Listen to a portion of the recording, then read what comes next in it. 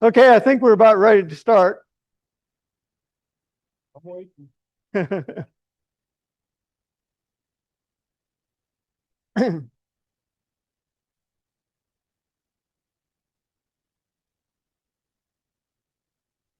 So we had a little surprise. We had two surprises tonight. One was we're here instead of the auditorium.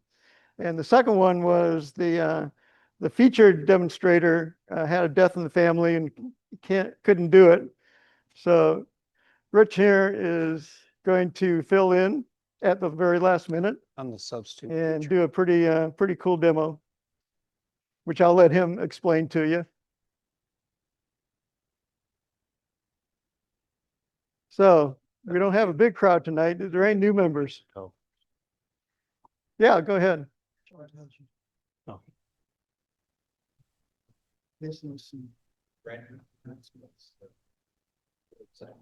So Dave signed me up for July. And then I saw the newsletter come out. Well, then Oh, cool. I had to listen to it. Have you been to our open shop yet? Reading the newsletter, I'm like, there's no July meeting. Well, then I was Congratulations. Well, welcome. like, hey, our demonstrator canceled. I go, good. So another announcement. In August, we usually have our barbecue auction.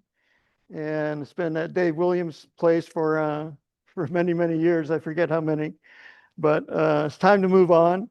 So we're going to be looking for another place for our August barbecue and auction. And as soon as we find out where that is, we'll let everybody know.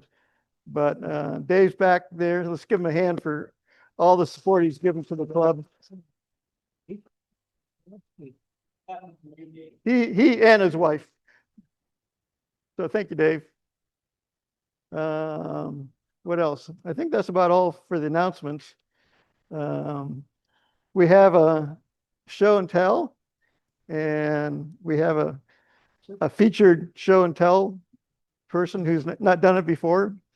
But I know he'll do a good job. Yeah.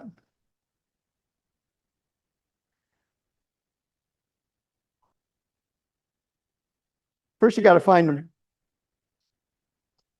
Oh, here, why don't you take mine?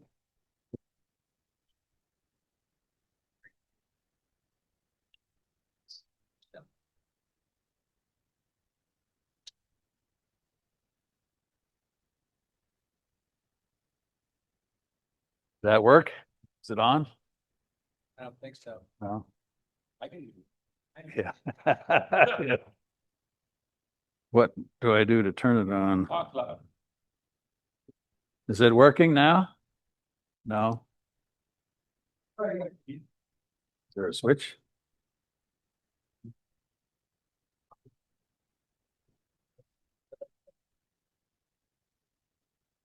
It's like my phone better. You should be out now.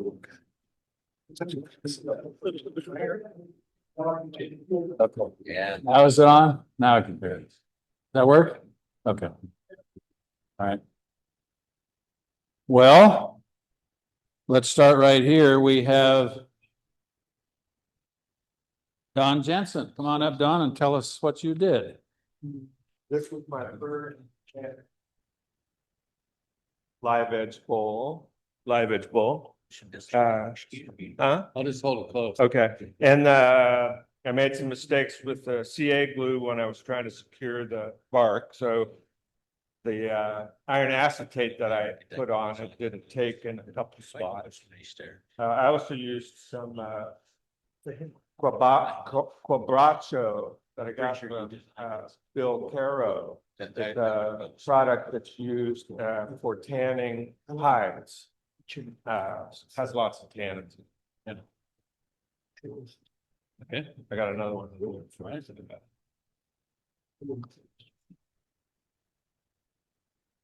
My second attempt at a live edge bowl, and it no longer is live, it's just natural. You can guess what happened. So anyway, this is also oak. There's just some walnut oil on them. Anyway, they were fun. I didn't think I'd still. Good.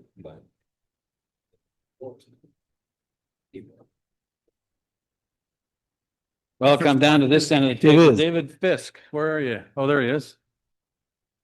Tell us all about it. That's very nice.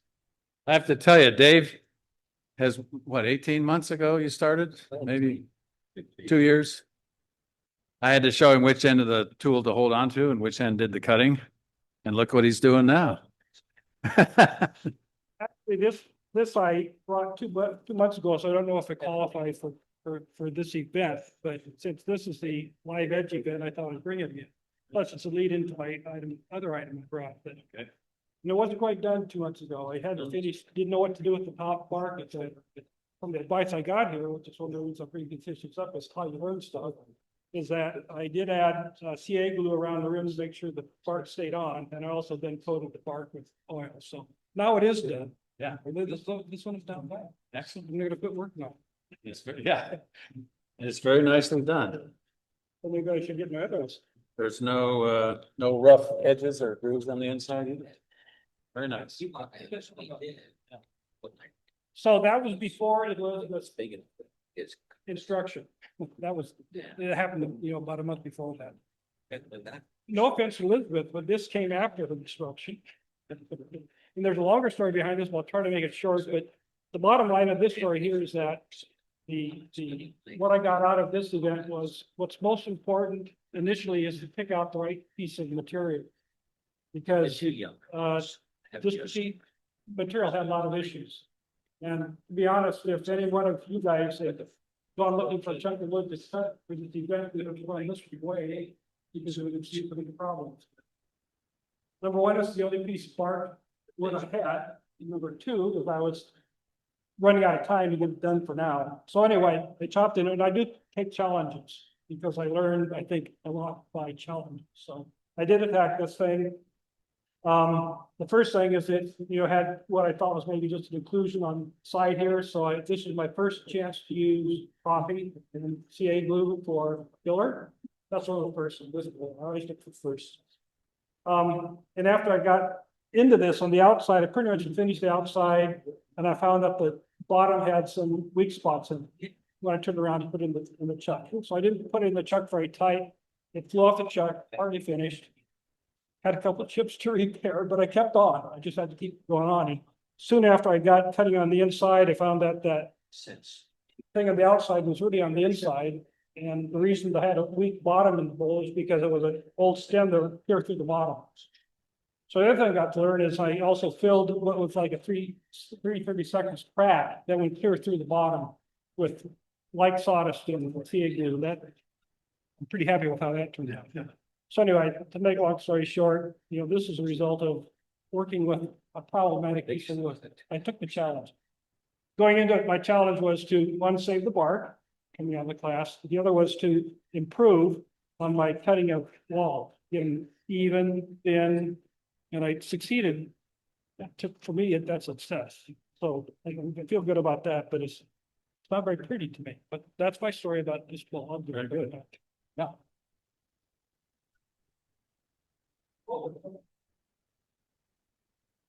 So you're ready to be a coach now for our classes. Okay. This is by, well, that's yours. Who's the tray with the, oh, you did that too? Ah,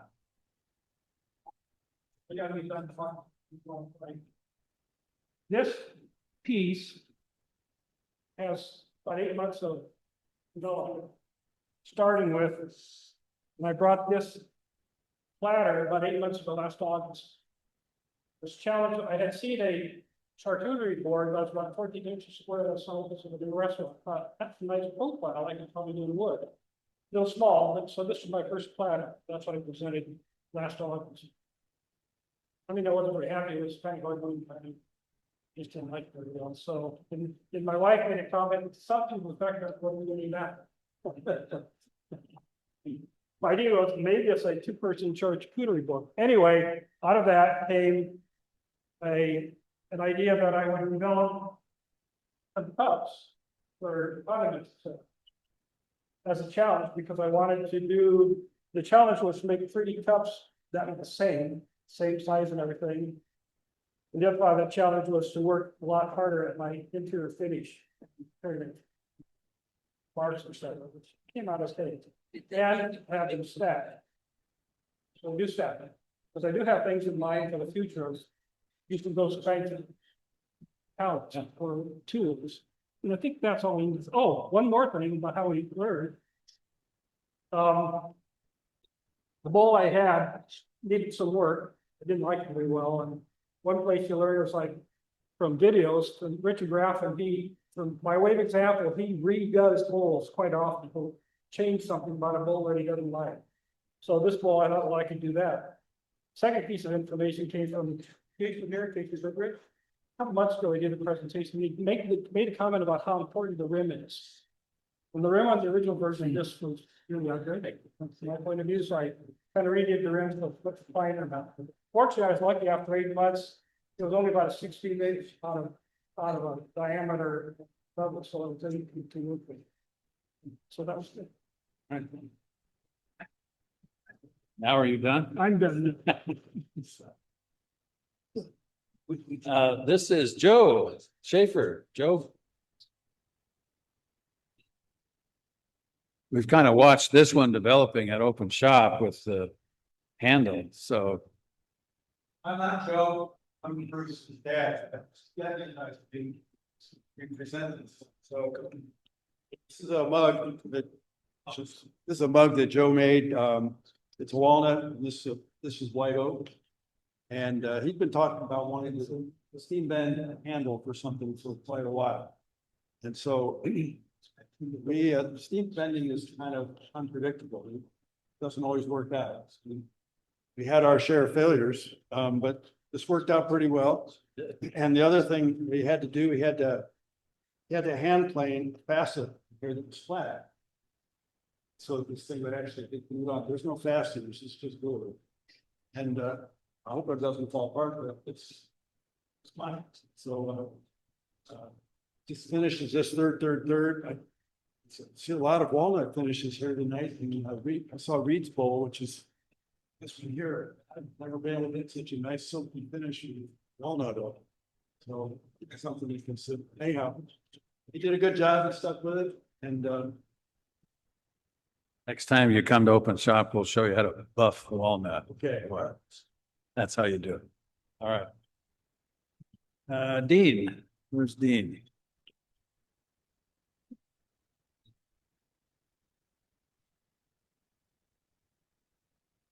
Hey, this is a oak bowl. I like the shape of it. The reason I brought it in is because as I was working on it, the glow I got, that chatoyance, the word I learned just this past week, was really, really nice. So I figured, I got to bring that in for show and tell. Anyway, if anybody knows what kind of oak this is, I'd appreciate it. I just know it's some type of oak. So you folks know you would. Take a look. Next up. Perfect. All righty, great. Good job. Nice.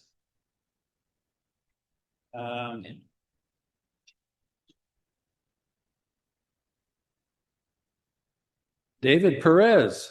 Where's David? There he is.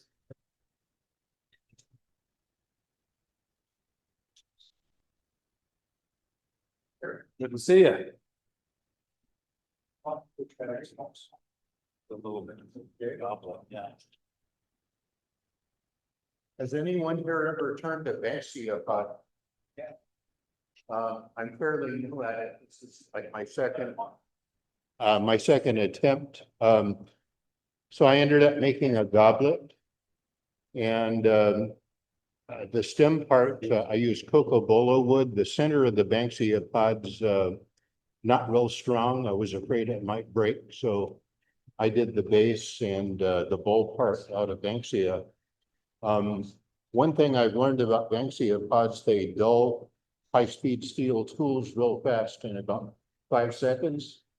So what I've been doing, I don't normally use carbide tools, but I found that the Hunter Osprey carbide does a really good job of roughing and shaping these. So that's what I did a lot of the a lot of the work with. I decided to try to gild the edge of it. So this is gilded in the 24 karat gold leaf. I've done natural edges on burls before, never one of these. This was really challenging.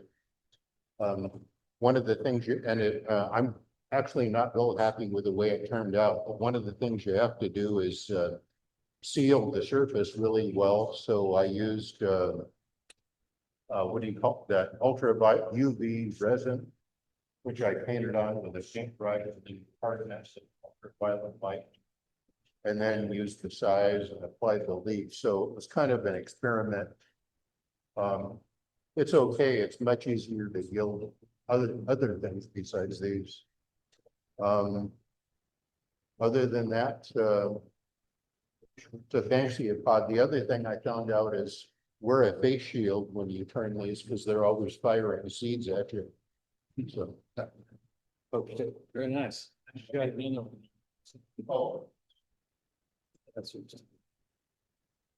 One of the other things I'd like to do is finials. So this I turned as a gift, which obviously I haven't given it yet, but the main part of it is made from a piece of carob wood that I've had in my shop probably about 25 years, and I finally decided to use it for this. Kind of amazed at how well it retained its color over the years. It's still a pretty nice pink, and there's some other colors kind of swirled in. And then what I did was, for a little contrast and to go along with the pink, I did a foot and an inlay out of leadwood. And then African blackwood, which I really like to use for finials. It's really nice to turn.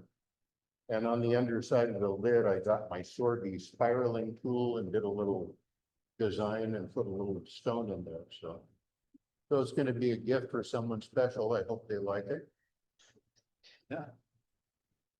If they don't like it, have them call me. Okay.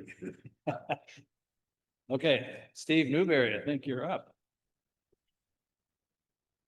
2 or 3 things. So there's 2 madrone bowls. One is boiled. This one was boiled for 3 hours after rough turning, and then turned thin after the boiling. And you can see it doesn't warp and distort nearly as much if you've boiled it. This one was unboiled. It sat in a wheelbarrow full of water all winter, and then I finally got to it this last week, and you can see it's kind of taken on a life of its own. It's half burl and half not burl, so you can see what the 2 sides look like. Kind of crazy stuff if it's not boiled. And then these are measuring spoons that are a gift from my sister-in-law, made out of a pear tree that was on her grandpa's fortune years ago. Very good. Thanks, Steve. All right. Gene Shaw.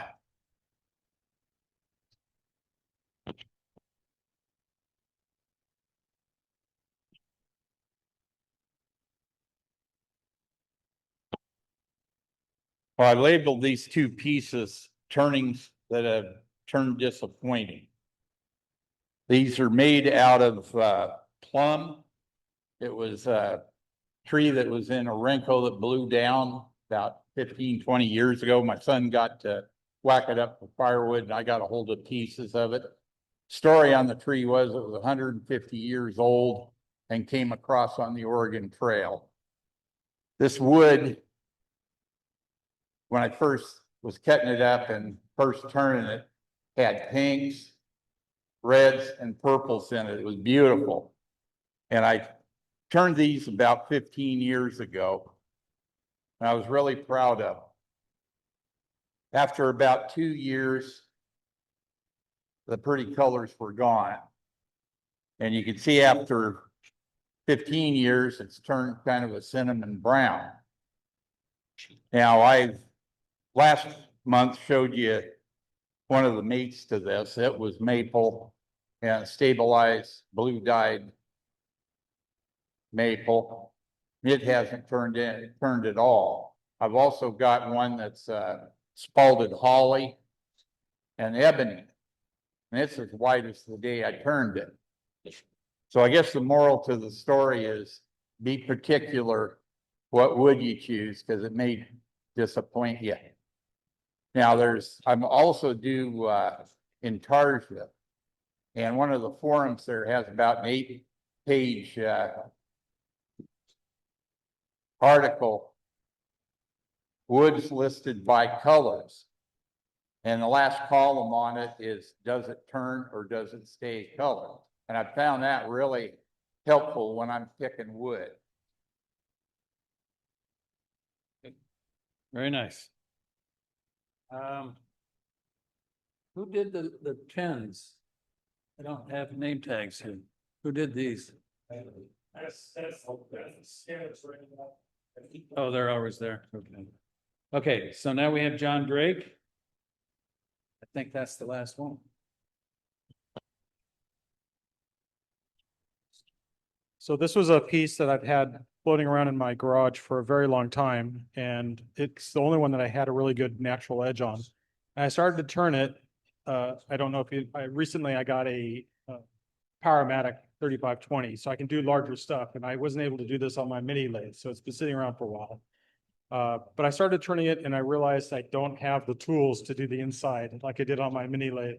So the thickness is a lot greater than it needs to be. But it turned, I like the form of it, and I got the natural edge to stay on. I had to glue down one side to make it stay. And then I also used poly. I sprayed on polyurethane on the outside. It probably only has about 5 coats now because the first 5 I scraped off and redid because it just looked terrible. It was all streaked. You can still see some of the streaks in there that I didn't quite get rid of, but I'm real happy with this particular version of the spray on. Turned out pretty well. And at some point I'll get the tools that I can do the inside and maybe return the inside. Very good. All right. I always need reasons to buy more tools, right? Right. Yeah, well, reasons just help justify it. But. Okay, so I'm told I'm the judge and jury. Since I've watched Dave Fisk since his first day on a lathe. And that's a very nice live edge bowl, Dave. Very nicely done. Joe, I love your mug. I've watched this, well, I watched the handle get developed at Open Shops, but that's just great. I love that. Nice work.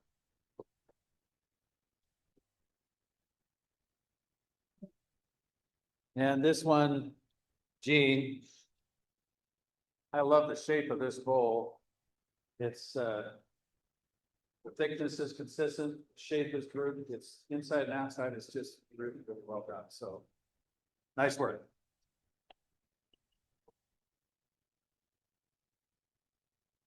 I think this one is just weird enough that it needs the weird price.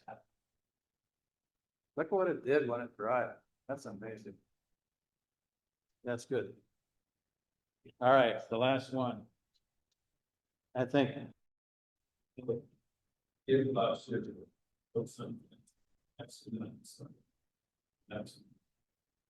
done, everybody.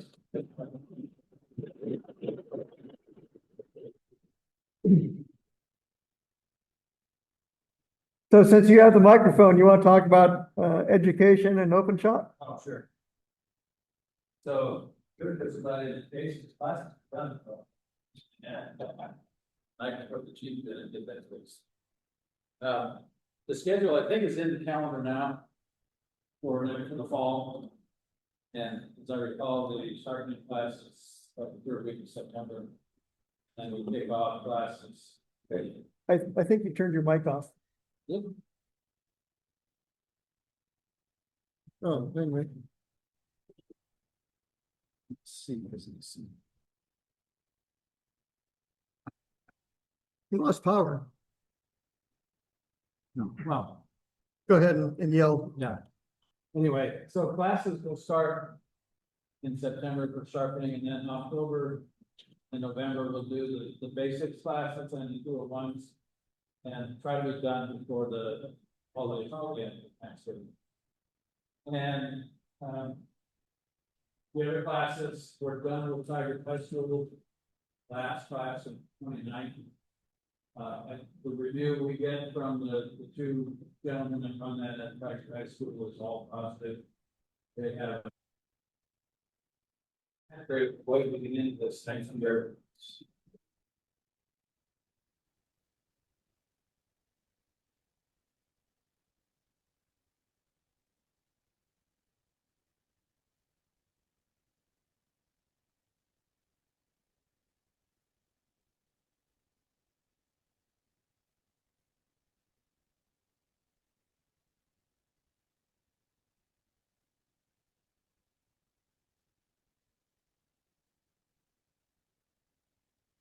I don't think that.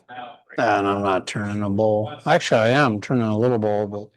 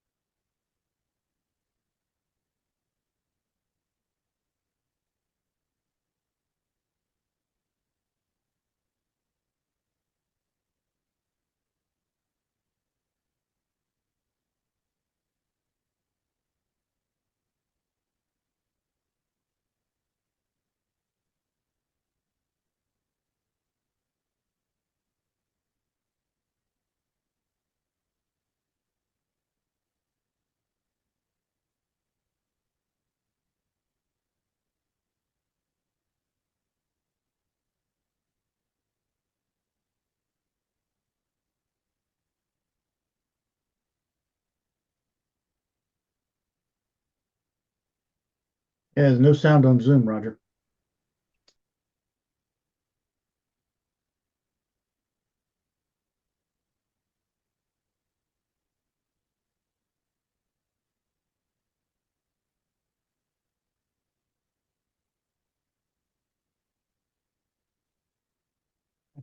How's that?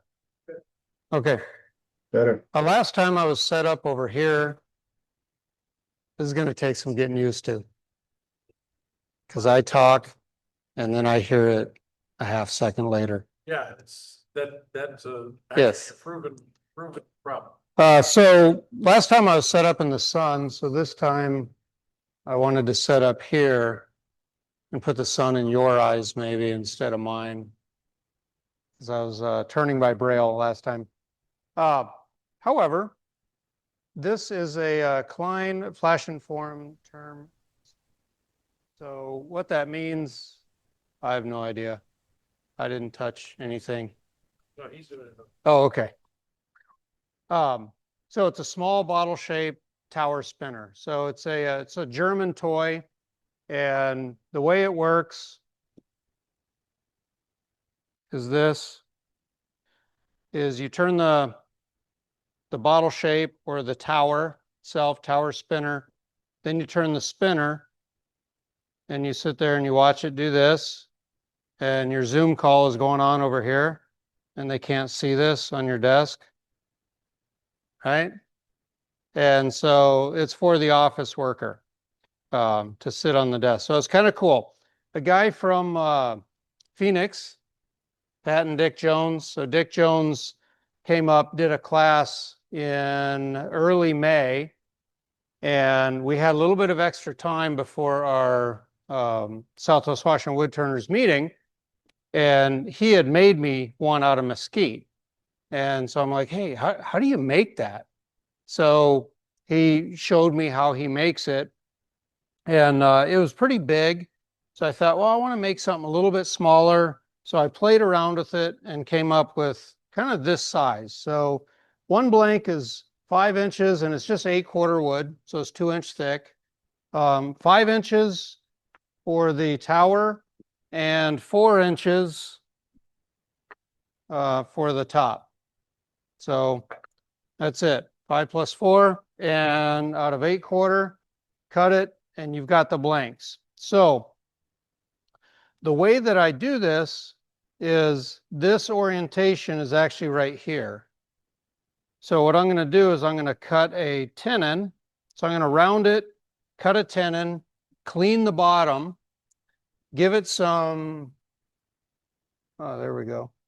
Give it some decorative grooves.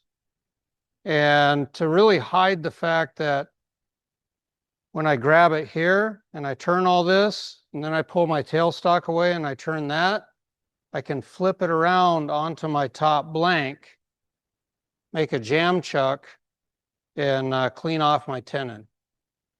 And so then I'm hiding my tenon, and then my bottle shape is done. Then it's just a matter of turning this.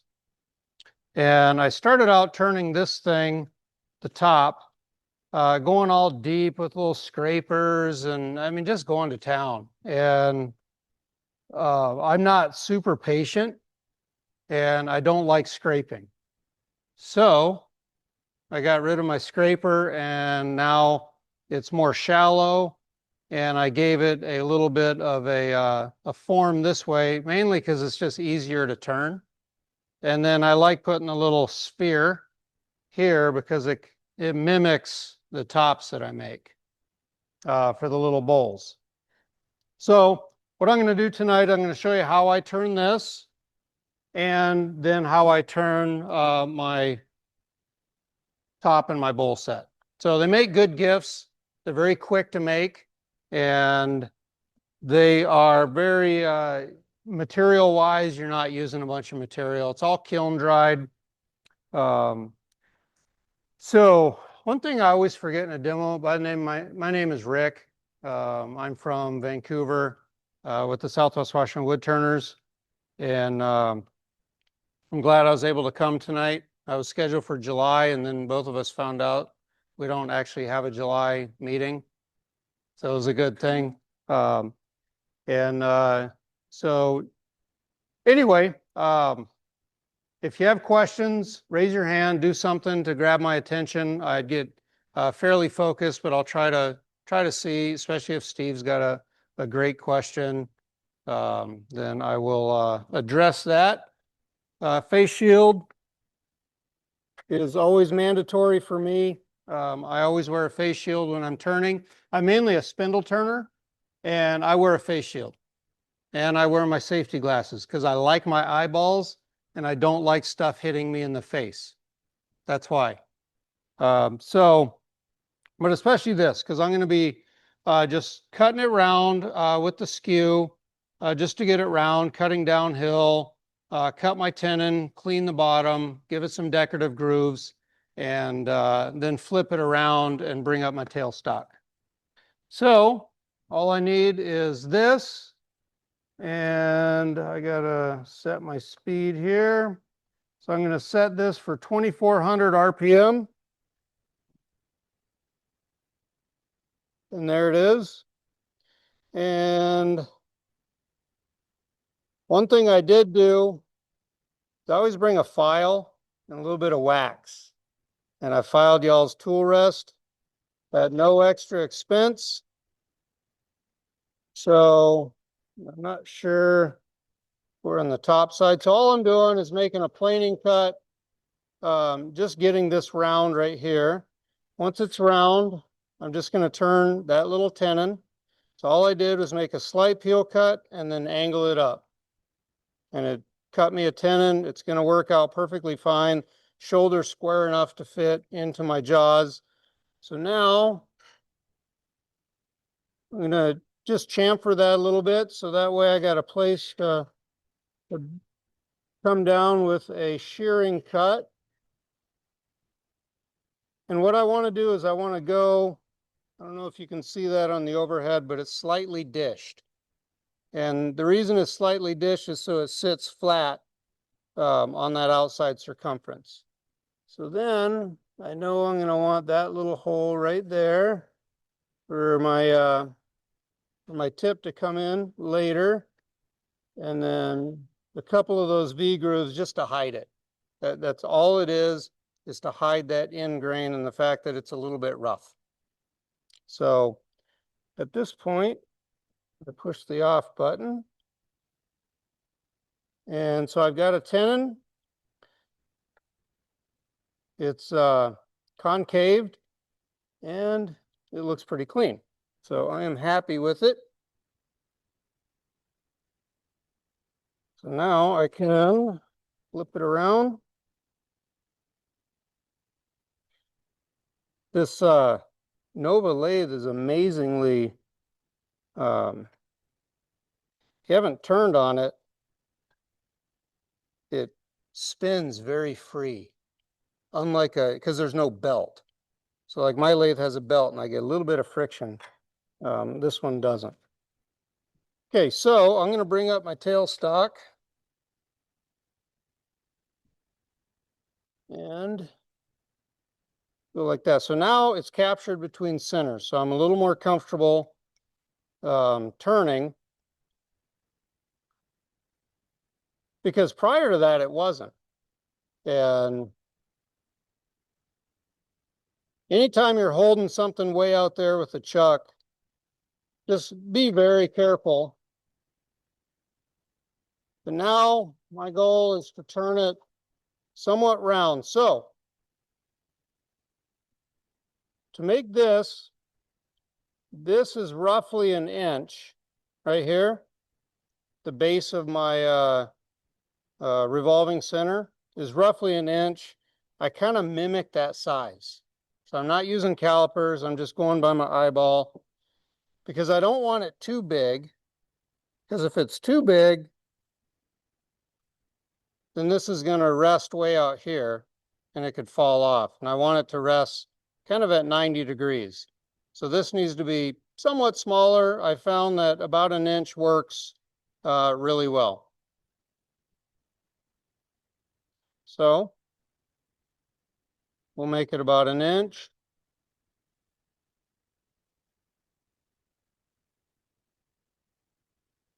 So here,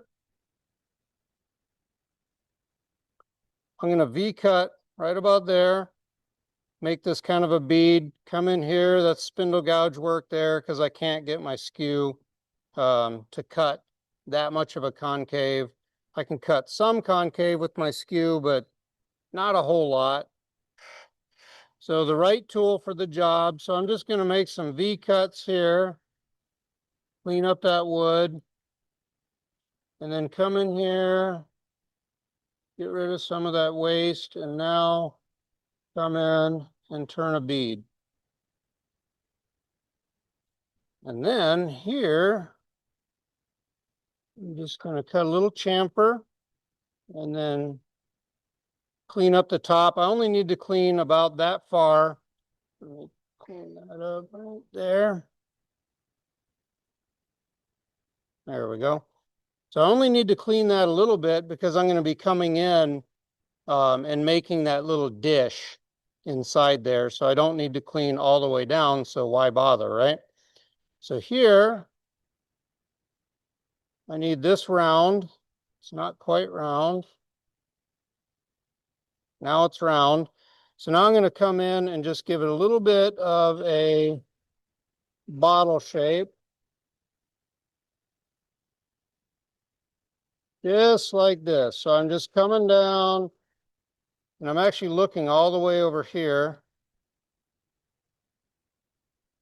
So I know I'm going to come in there with my spindle gouge.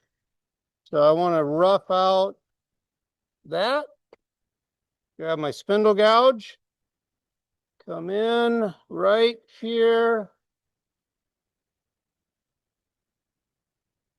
And all I need to do is go to there because I can come down here with my skew and meet up right there. And this part here, I'm not too worried about yet because when I flip it around, that's when I'll get to it. So right here, I'm just going to start my cut.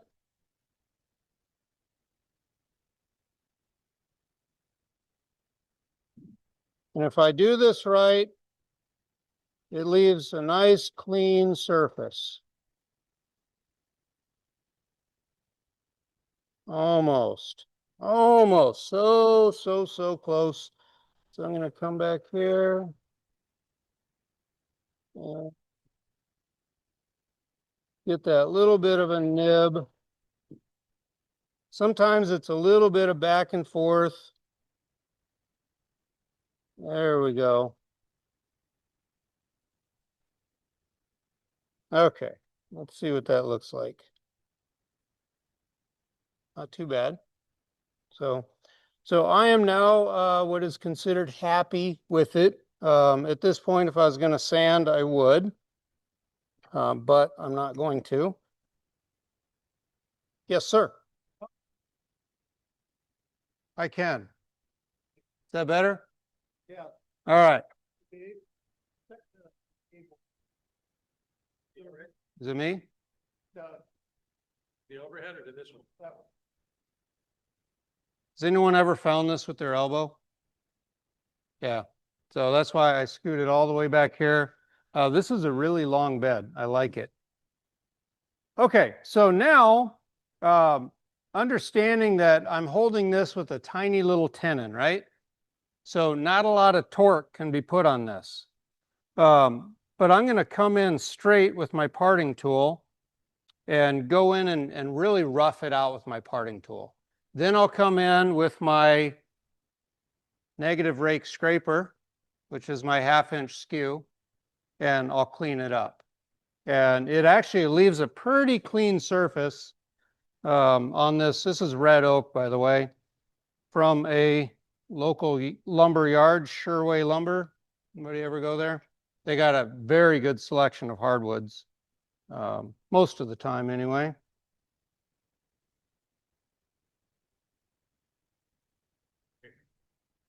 We good? So my parting tool is heavy on one side and light on the other, right? So it's not your typical meet in the middle. And I find I get a little more stability like this. Don't know the physics behind it. All I know is I tend to get a little more stability when my cutting edge is sitting lower. You're partly to the Badan. A who? Badan. Similar to a Badan, but it's not. Yeah. You're partly And I doubt I'll ever get there. I haven't used a Badan yet just because it'd be another tool that I'd probably use once and then not use again. I've got enough of those. Yes, sir. Show the tool. Do it on. I can. So you can see how I grind this at 45 degrees, and this one's at my skew angle, which I don't really know what it is. All I know is my skew is, because Alan Lacer wrote about it in the little pamphlet that I bought when I bought my very first skew, which was an Alan Lacer 1 3/8 by 3/8 thick skew. And his sharpening instructions were the bevel should be 1.5 times the width of the steel. So 3/8. I'm roughly there. Now, interestingly, a book that I read from like 1909 or something said it should be 2 times. Yeah, I mean, that's really, really steep. But anyway, this is 1.5-ish, and I have no idea what the degrees are on it. All I know is that's what this one is. I set up my platform for the skew, and that's my spindle roughing gouge, which I know is 45 because I used the Raptor, you know, the little metal thing, against my brand new 80 grit CBN wheels. Yeah. So if you don't have CBN, it's a game changer. It is so nice. So that's my spiel on CBN. Okay, so what I'm going to do is I'm going to be pushing directly into the chuck. So I'm pretty confident that I'm not going to get a lot of sideways action here.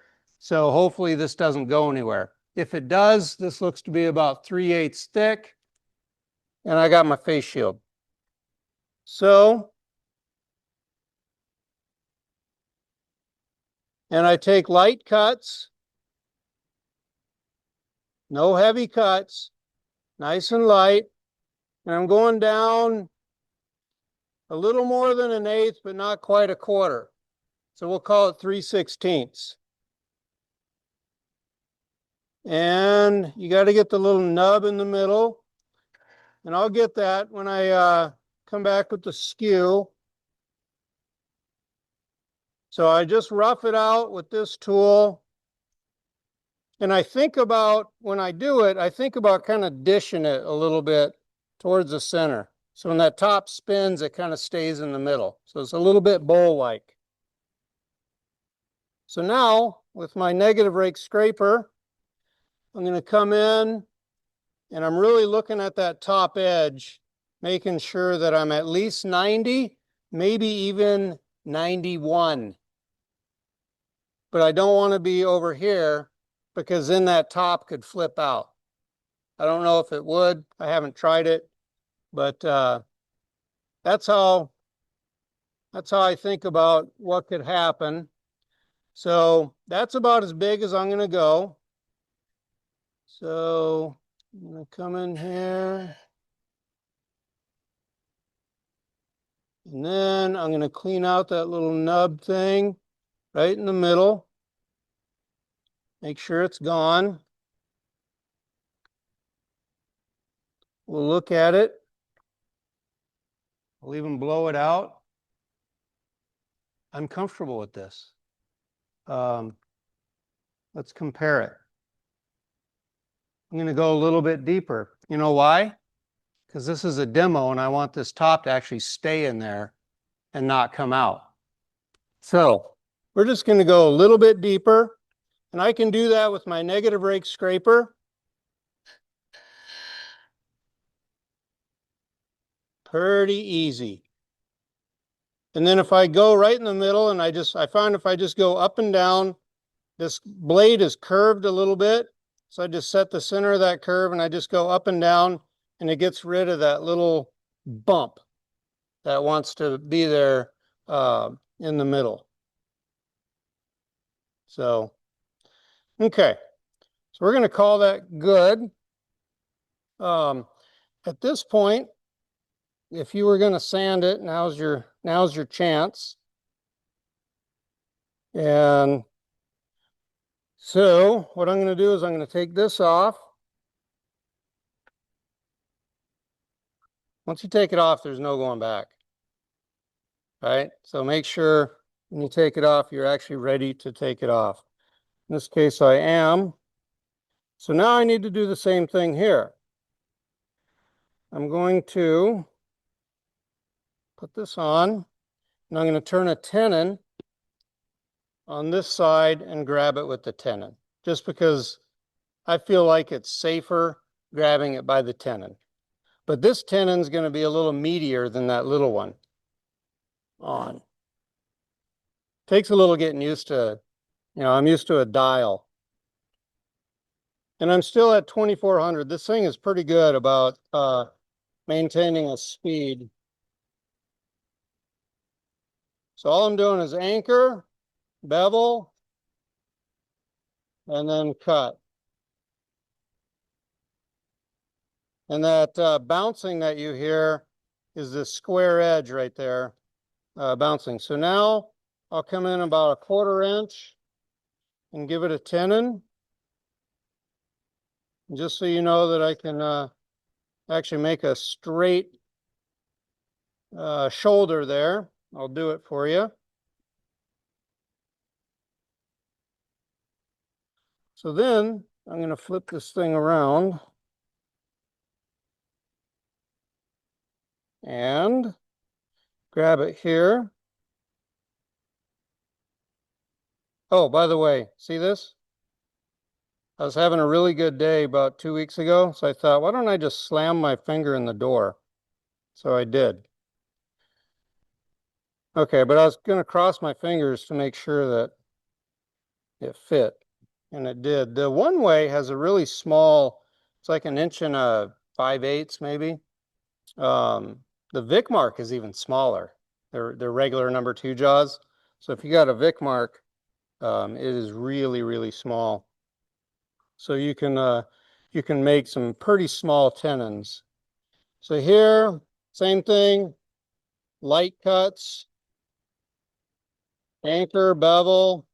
This is really good practice for just planing cuts. And riding your bevel. I shouldn't say riding, I should say gliding your bevel. So you get a nice clean surface.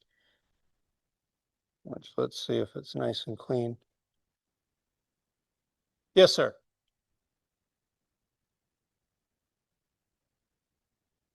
Yeah.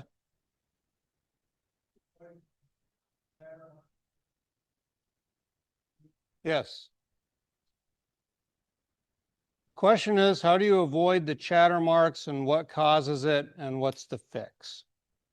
So a chatter mark is you coming off of your bevel. So when you use an 8-inch grinding wheel, you're going to get a concave bevel. The actual surface, let me clean this off.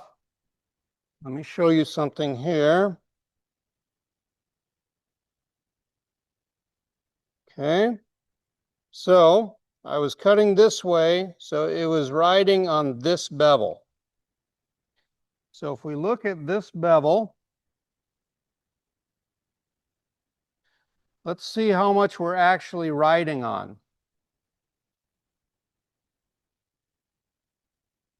Not a whole lot. So it's really easy to come off that bevel.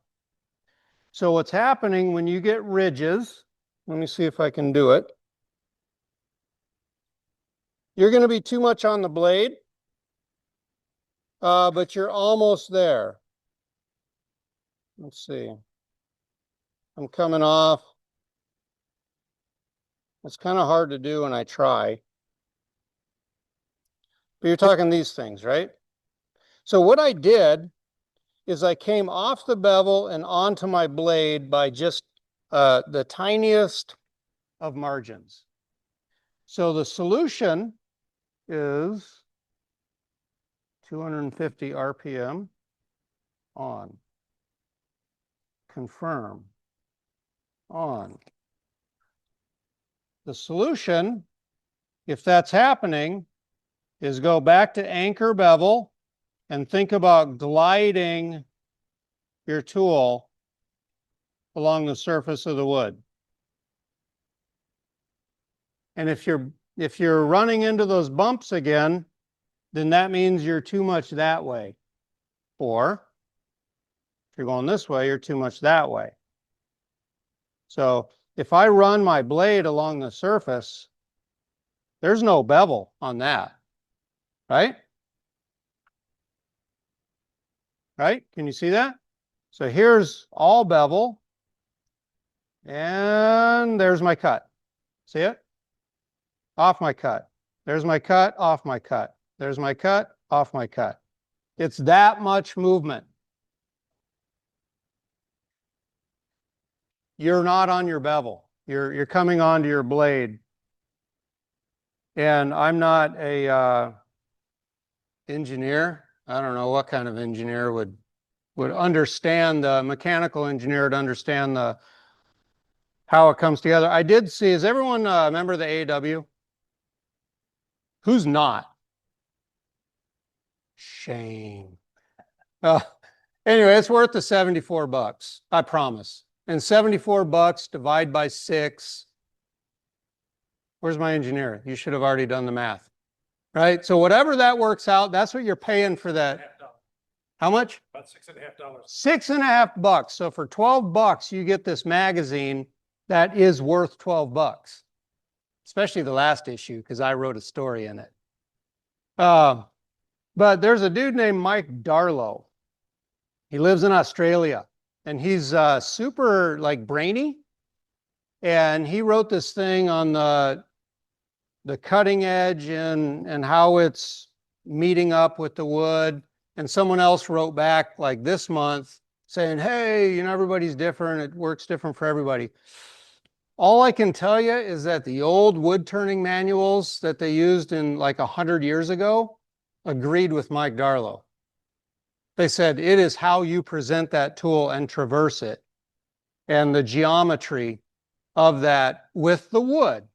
So your wood is always going to be different. There's always going to be variables, but it does come down to how you present your tool to the wood, and that geometry matters in your cut. And it is true. You're going to get ridges when you come up off your bevel. If you come up off too far off your bevel, that's what you get. That right there. That's you coming up off your bevel and not being prepared for it and coming up a little bit too much. Bang. Now, if you come up and you're too on your bevel and you come the other way, you get one of these bad boys, right? Where it slams down, because all this area here, you can't hold it back. So it slams down on the tool rest and it gouges your wood. And then you go, man, stupid tool. Okay. It ain't the tool. It's how you presented the tool to the wood. And practice. You bet. Practice, practice, practice. So, and I'm going to show you the best practice as my grand finale. Will be the best practice if you want to learn the skew. But for right now, we're making a jam chuck for this one. So I need to jam chuck that so that I can get rid of this unsightly method of holding so that you can't tell how I held it. So the way that I do that is I crank this back up to 24, it's 2405 right now. On. So I'm going to come in here. I'm going to go a little bit more. I'm going to flip it around. So now I've got my curved edge and I'm just going to scrape. Really bad for your edge, but it accomplishes what I want, which is to see if that's too big. And yes, it is. So I just wanted to make sure it's too big. So that way I can come here, go like that. And then spin it like that, and I got a witness mark. I don't know if you can see that because the lighting isn't super great, but there's a witness mark from where this fits perfectly. So what I like to do is take that witness mark. There we go. And just come in like this at the witness mark. And then I'm going to get rid of that just to make sure that that's not going to interfere with a jam chuck. And then remember that little divot that I made here?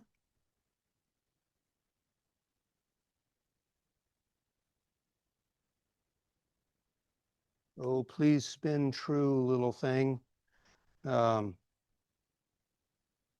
Let's see. Hey, beginner's luck. All right. So now from here, anchor, bevel, light cut. Why is it a light cut? Because that ain't much. So nice and light. Nice and light. Think light little thoughts. Light little thoughts. And then what I like to do is be able to see chamfer and then make a detail out of that, because most bottles have a little thing on the bottom, right? When they get manufactured. Don't know what it is or why. All I know is they have it. So I just want this to be clean. There we go. Turn this off. Do a final inspection. call myself satisfied, pull it off my jam chuck, and then hand it to Steve Newberry. I will need it back, by the way. So now what I need to do is I need to make a spinning top. Am I okay on time? 8 o'clock? Okay. All right. 40 minutes. Oh, yeah. So now I need to make one of these. And that gets undercut right there with my parting tool. So let's turn this thing on again. And we'll take off about, this is 3/4. So I'm going to go half, which is about 3/8. So a little bit more, and then a little bit, just help it out a little bit by a little bit of a scraping cut. I'd call it a peeling cut but it's really not. It's more scraping. And here with my spindle gouge, you can see that I'm making the tip of the top. So that's nice and clean. So now I can come here, take a little more off, take this down. I'm guessing it's roughly 1/2 inch. As you can see, I kind of do things by eye. And so now I'm going to get rid of that with a shearing kind of a V cut.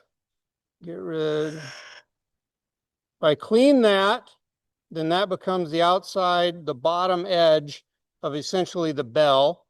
And then if I go in like that, I give myself a purchase or a place to put the bevel of my spindle gouge without it having it worrying about that thing going bing, and then me looking up very sheepishly. So I don't want to do that. But before I do that, I'm going to realize that, you know what, I've probably gone a little too far here. That's fully acceptable. So I'm just going to make this a little bit shorter. The reason is I don't want the tip sticking out too far because then it tends to tip over that top a little bit more, right? So you could measure it and do things like that, or you can do it my way, which is by guessing. And guessing is more fun because you never know, right? And I turn these for fun. So I'm not too worried about what's going to happen as far as if I screw one up, because they end up just being gifts anyway. So now I need to get in here and just hollow it a little bit. So I'm going to use my spindle gouge. I've got this little lip right here on, which used to be a little bit bigger. So I'm going to make it a little bit bigger.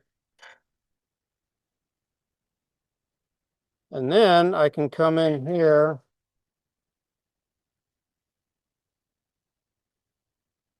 and I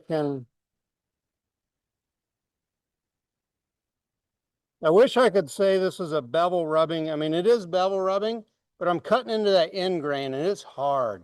This is red oak. It's pretty solid stuff. So let me just come in here, get rid of a little bit of that. And then when I can't really get in, what I do is I make little decorative groove thingies, because I don't know what they're called. They're like just little scraped grooves, so that when you look at it, you say, oh, he must have meant that. And I did, because I couldn't really think of any other way to do it. Because I need to get that out of the way so when it tips over, it's smaller than this inside edge needs to be bigger than that outside lip, if that makes any sense whatsoever. You'll see when it all comes together. Okay, so I'm gonna call myself satisfied with that. I need to now move back to here. And in spindle work, typically your tool rest is going to be level, if not a hair above center. But it also depends on your height. You know, if you're way taller, then your rest is going to be a little higher. Does that make sense? Come on in. So, okay. So now I can put these away, kind of. I'm going to need this. So now what I need to do is turn this design. So pretty simple, right? So I'm going to make a little V cut here, go all the way down to there, turn my little sphere, go back this way and part it off, and it'll be done. In theory, let's see. On. Okay, but first I want to make sure this is clean. And it is. So I'll start my V cut right there. And then I'm going to make parting cuts. And the reason I'm going back and forth, flipping it over, is because when I'm parting, I'm overlapping. As you can see, I'm stepping because I don't want to engage the full blade. If I engage the full blade, I'll know it, and you will know it. We'll all know it, and I would be embarrassed. So here I'm going to make a V cut with just a tip. And then I've got incredible leverage. Here, once I get going, I kind of arc it to the middle. And then once I get going, there's a point, and it's different depending on the size of the wood, everything, all the variables, but there's a point where you just kind of pull it up. You just want to make sure that cutting edge doesn't engage. Any idea what happens when it engages? It fully engages, yes. And then you have the thing explode on you. So when you're peel cutting, make sure you're actually arcing it in, because if you just pull cue it in, you're going to take your edge off like completely, and it won't be very useful for you. Okay, so what I like to do is this. What these grooves are for is to hide the fact that I've rubbed my bevel a little bit too hard and it burnished the wood. So I look and I go, ooh, there's a wood burnish there. I give myself a little groove. And then when you look at it, you go, oh, wow, he's really good. No, I'm good at hiding. So hide the imperfections with detail, or get really good. So, all right. So here, I'm coming down. I usually go. I'm gonna give myself a little V groove right there, because there was a little burnish mark. Okay, it's gone now because the V grooves hides it. So now, this point coming out right here is part of the detail that's going to go beneath my sphere. Spheres are pretty easy to turn when they're this small. It's a bead. That's all it is. I'm just turning a bead. So let's turn a bead. All right, so to get my size, I go like that, and I make some V grooves, and I stop when I feel like it's about the right size. So this is really based on my feelings. There we go. So now I need to get, it helps if this is a little bit lower on this side, then it doesn't get in the way of me turning a bead. If I can turn a bead, turn another one. Here, the important part is maintaining bevel contact, which means I have to get out of the way of my handle. My handle came all the way into my side because the geometry of the wood was tangent or some math word like that, where I had to maintain that little itty bitty bit right there. You can see that little bit of bevel had to rub the entire way. Well, as I'm taking away wood, I have to also push it forward, roll it, bring it sideways to where it sits just like that. So now I need to cove so I can get this. I can't get that cove with a skew. Anyone that can is really, really good. All right, so here, just get some of the wood out of my way. Okay.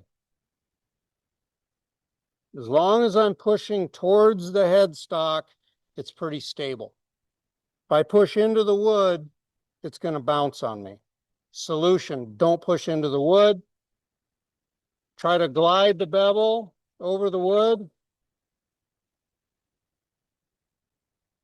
So now I want to cut, you know how they say you got to cut with the bottom half, right? Well, here my bottom half is on my top half because I need to get my blade and I can't let the top make contact. Because if I do, here, if I do, I would get a catch. Off. All right, anybody got the flashing form? The bottle shape? You like my German? I was telling Dave, this is called a Turmkreisel, Turmkreisel Tower Spinner in Deutsch. Klein is small. Flaschenform is bottle shaped. This is according to Google Translate. So Klein, Flaschenform, Turmkreisel. All right. Will it work? We don't know until the top stops spinning. And if it turns over,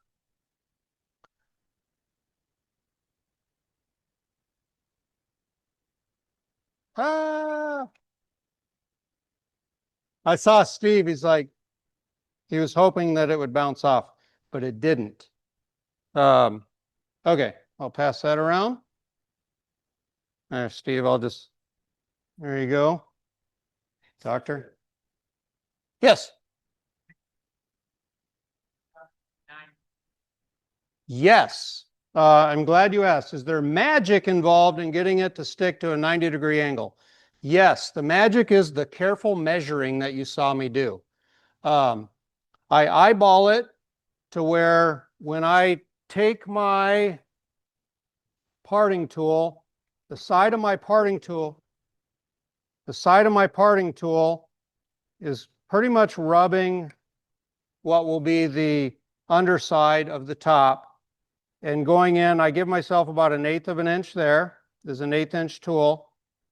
And I go in just like that. And that seems to be the extent that the top, the spinning part needs to sit. The other part of that is the neck size. So if I made this neck really skinny, then the way this part is back, it would actually go like that. Does that make sense? If the neck was too skinny. So you got to play around with the neck size and this little neck in here. What would you call that? A neck? The thing, the notch. So the notch size plays a part and the neck size. So you just play with it. And I've had ones that fell off because my notch was too long. And so it sat like that, and they'd fall off sometimes, other times they wouldn't. So play with it, have fun with it. You are out approximately a fifth of a board foot, maybe. Let's see, 5 plus 4 is 9 times 2 is 18, but 2 inches wide. Whatever that board footage is, that's what you're out. It's not a huge deal. It's a lot of fun, and I've made them out of firewood. So you just take a piece of firewood, turn it down to a cylinder of roughly 2 inches. You can go 3 or 4 inches if you want. It's just bigger, and everything is bigger. This I think is a good size for giving someone that has an office, because it sits on their desk and they sit there and they play with it, and then they think nice thoughts about me, hopefully. Yeah, so does that answer your question of the magic involved? Yeah, it's that geometry right there. Skinnier neck, it goes in unless you pull the tip in a little bit. You can go umbrella shape. I've gone umbrella shape on these. It requires a little itty bitty scraper in there. And then I had little itty bitty catches. And I'm like, Rick ain't used to scraping. I mean, I can do that negative rake thing, but going in there with this little tiny round shaped thing, it was like when I was trying to hollow with Kevin. It just ain't working for me. Yeah, so, okay, so the other thing that I like to do is turn little bowls. Why do you want to turn little bowls? Because they're fun, and a little bowl is just a big bowl that hasn't been watered yet.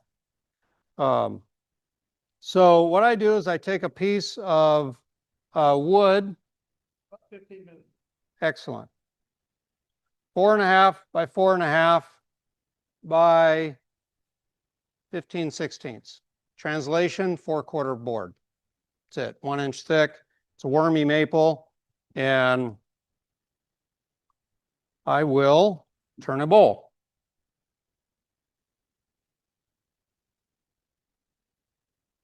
And I don't need 15 minutes to do it. Do you want me to get done early or go to my allotted time? Ooh, I like it. I like it. It is all about me. So I like the center of my flute to be in the center of the wood. That means my tool rest is a little bit lower.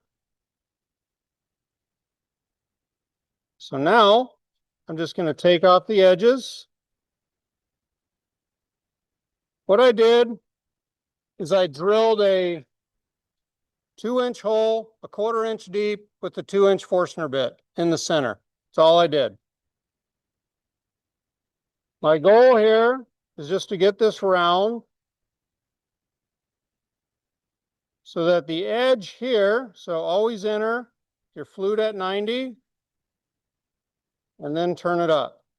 Flute at 90, turn it up, feels smooth. A little bit of a push cut to where I think the tenon should be. Take my negative rake scraper.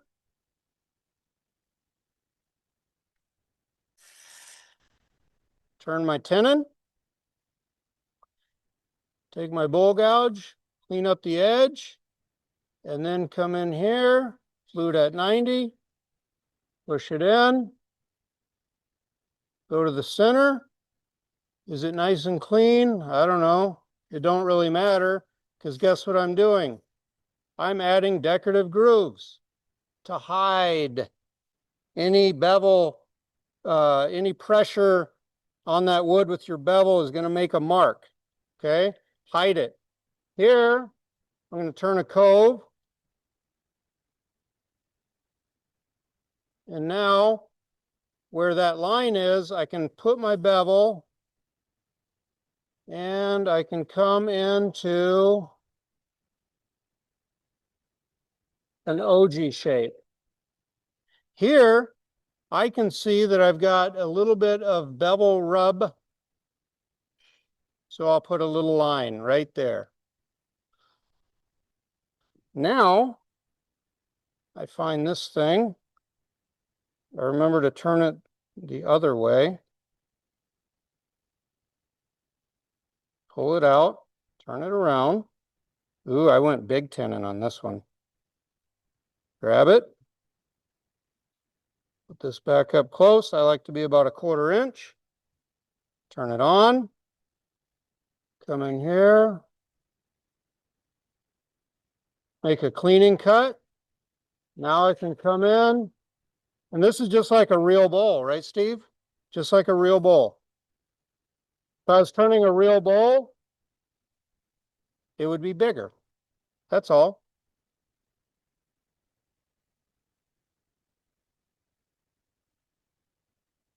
Final cut.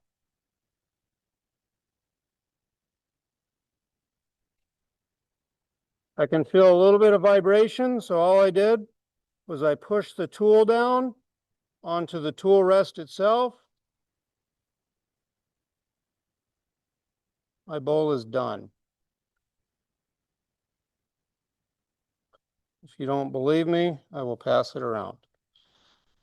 Now, because every bowl that size needs a top to accompany it. How much time I got, Roger? An hour, he said. Excellent. Needs a top. This, remember my grand finale? I said I was going to show you the best skew exercise in the world as we know it, in my opinion. You like that? Disclaimer, disclaimer, disclaimer. It makes it a very positive statement. I'm very positive that you will learn the skew if you do this exercise. So this exercise begins with a peel cut. So peel cut all the way down, turn it into a planing cut, all the way back, flip it over, turn it into a peel cut, flip it over almost, turn it into a V cut, one more, add a decorative groove if you want. Get rid of the annoying sound. Make a V cut.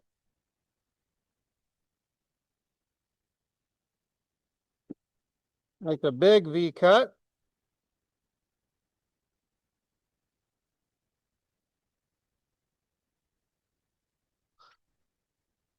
Heel cut.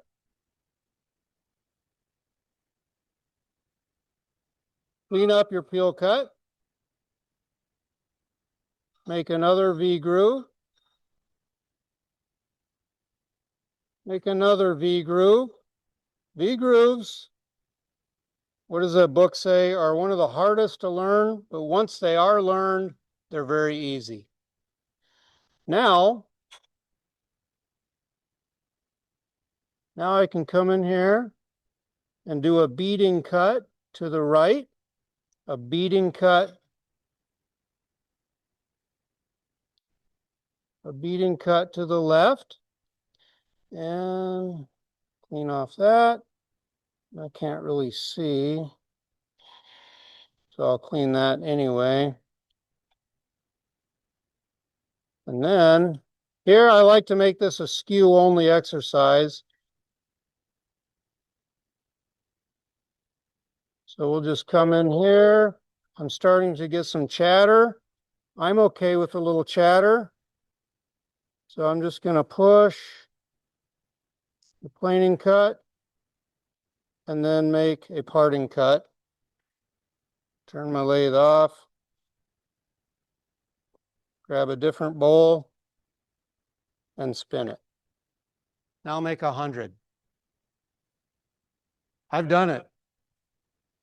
Yes, because you will learn.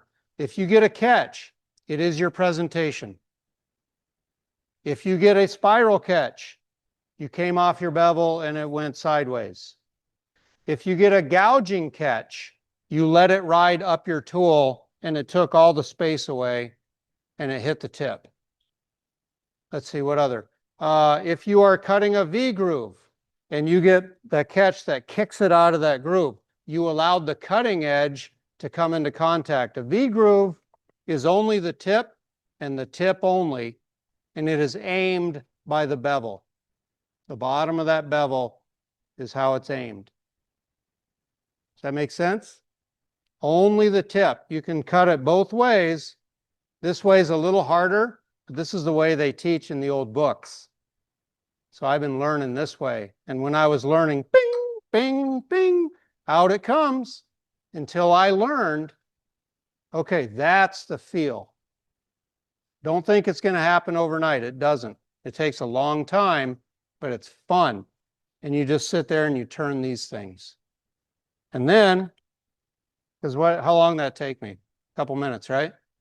When I get in El Productiono mode, these things are fast. And I'm churning them out and they're gifts. And I give them away at Christmas time. And people love them. So, and I get good practice. And I, sir, am out of time. Thank you.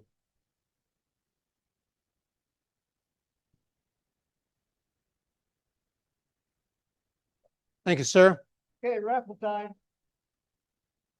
Raffle that. You want? Hold the power pop Oh, yeah. so I can get. Oh, yeah. Headshot with it. Yeah. I'll even smile. Yeah, Yeah. that was great. Did you like it? Yeah. Okay, I did, good. I did. I I've was- tried them before. I was Never watching- done this successfully. This guy right here, I was watching because he was going to sleep a little bit, so I Oh, yeah. had to modulate my voice. And where I tried it, they called it the executive talk. I like it. I like it. Thank you. You bet. There was, what happened? Oh, anyway, there you go. Said you're making that V cut, only the tip. Yes. Far end, I do. Working with this end or this? Long tip is easier to see. Yep. So when you're coming in, the long tip is easier to see.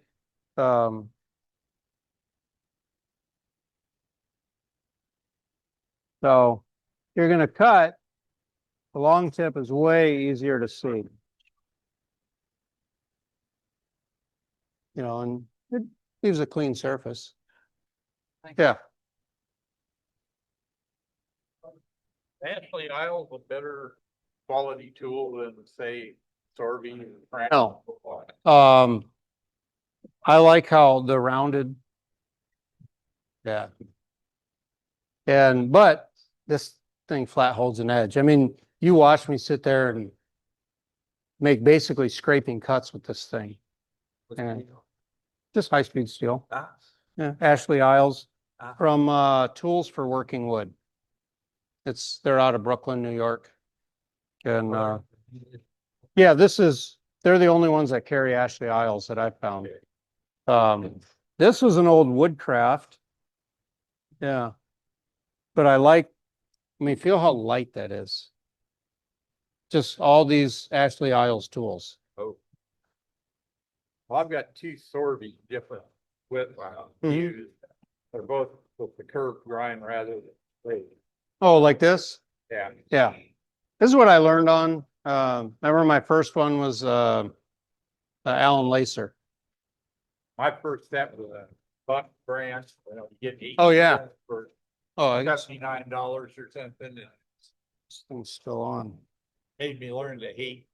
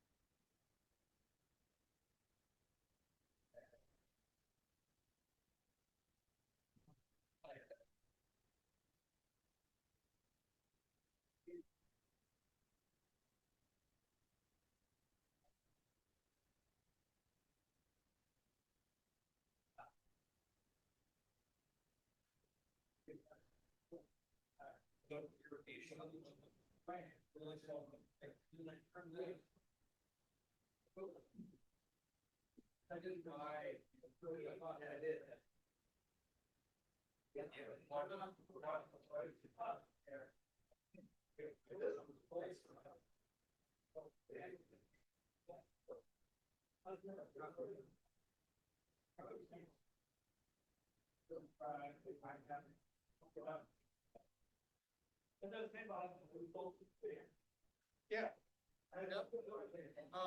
I really like them. Reason I want decent.